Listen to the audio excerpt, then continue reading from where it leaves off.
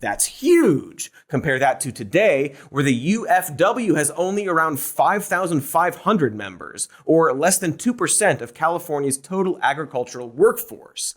This has a real and immediately negative impact for workers on the ground, and not just because they're not getting invited to pool parties at Big Jimmy's house. Jimmy is the name I've assigned their hypothetical union rep. It's got a good union rep ring to it, you know. They should be happy with Jimmy. According to labor organizer and non-Jimmy, Veronica Mota, bosses on non-union farms frequently ignore dangerous conditions and safety concerns while threatening to cut employee hours whenever they need additional leverage. Jimmy would never allow that.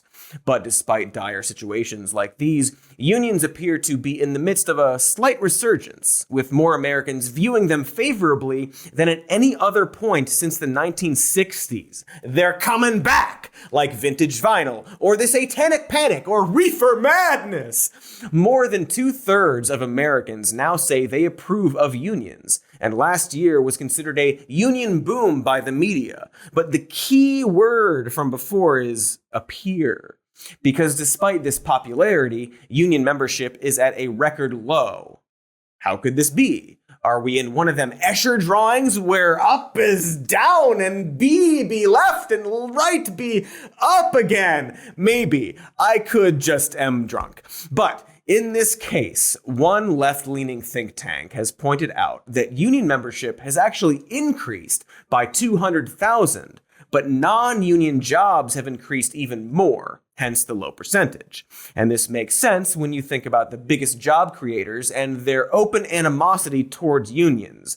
Many high-profile employers such as Amazon, Starbucks, Apple, and this extremely divorced emerald-coated spaceman with a salamander's face are firmly against unions.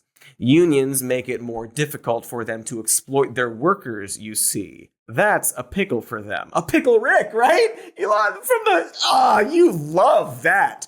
But despite hurting the poor weirdo billionaires, unions are generally a net good. They're the reason we have weekends. And I may just be a humble newsie turned fully grown adult news professori, but the inventor of Eat Cereal in My Pajamas and Watch Cartoons Day gets the Shody support any day of the week, but especially that day. That day actually being, it's Tuesday for me. I work weird hours, but you get it.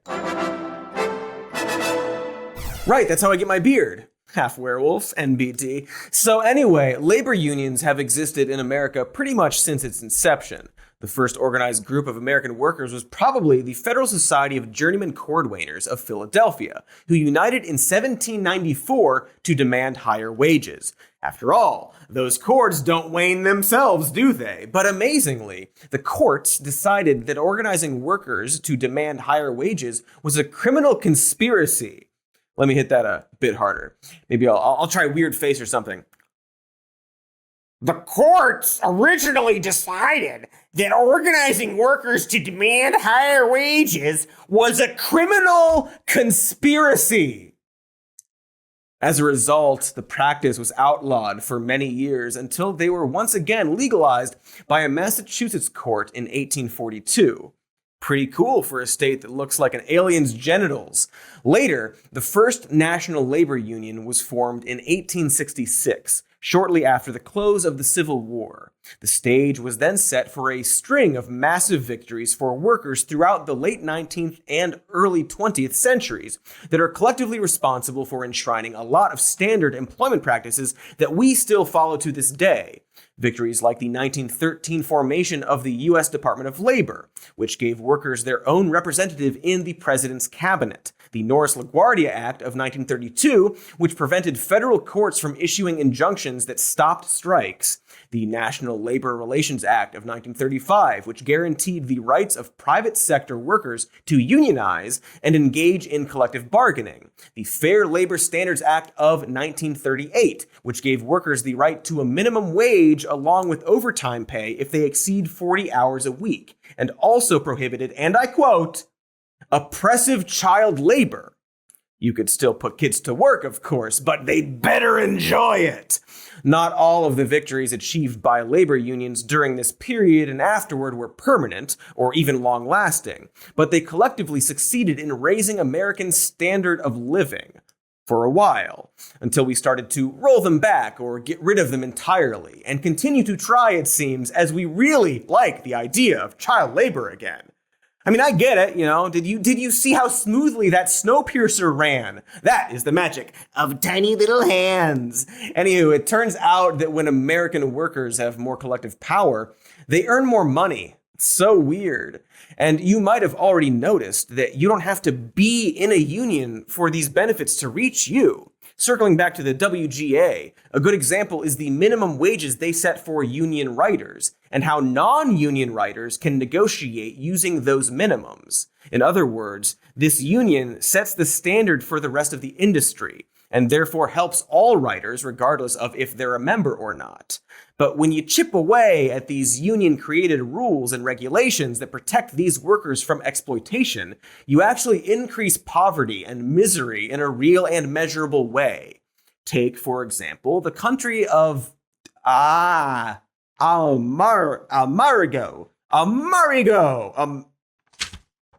It's blank again. America.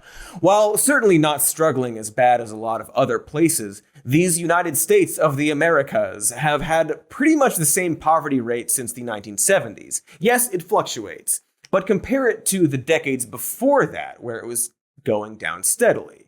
So why did it stop lowering? There's no natural level for poverty. It's not like the fractal fur patterns on a camel's balls, which might exist. Poverty is artificial, is my point. Like the fractal felt pattern on a robot camel's balls, which definitely exist. And so, predictably enough, this poverty stagnation corresponds with wages, because of course it does.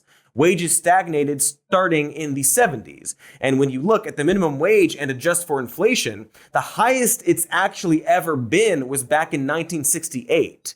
Interesting thing about that graph is that it goes up steadily until the 1980s and then starts bottoming out for decades at a time. How odd. Did anything significant happen in the 1980s that we should know about?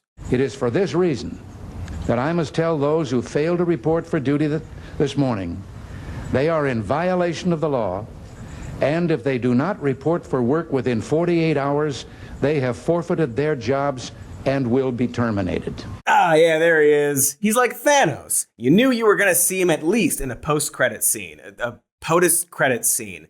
There were a lot of reasons why unions began to decline in the 1980s, but a large part of it was a shift in economic policy that directly challenged unions and pushed deregulation and the lowering of taxes as a solution to poverty, as opposed to other wild ideas like wage increases. I think it's safe to say that this technique did not work. And since Reagan, a lot of other things happened that have contributed to the wage problem, not just in the States, but everywhere.